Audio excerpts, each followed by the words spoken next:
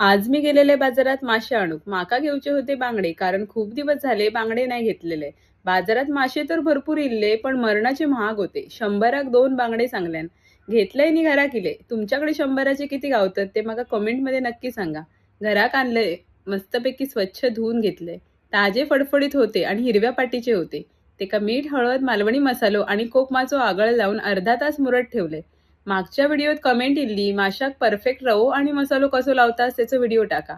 तर 2 चमचे बारीक रवो, 2 चमचे तांदळाचा पीठ आणि मालवणी मसालो किंवा लाल तिखट घालून ढवळून घेतलंय आणि मुरत ठेवलेल्या बांगड्याक चांगलो दाबून पाटसून पुडसून लावून घेतलंय. रवो आणि तांदळाच्या पिठात मासे चांगले घोळवून घेतले काय मस्त चुरचुरीत फ्राय होतात आणि तेका लावलेलो मसालो पण अजिबात निघत नाही. खरपूस 2 बांगडे फ्राय करून घेतलंय आणि डिशमध्ये काढलंय. आणि झालो मस्तपैकी चुरचुरीत मसालेदार बांगडो तयार. इतको छान लागतं ना ह्यो बांगडो. तुम्ही पण करून बघा. व्हिडिओ आवडलो असाल तर लाईक, शेअर आणि सबस्क्राईब करा. आता भेटूया पुढच्या व्हिडिओत. बाय.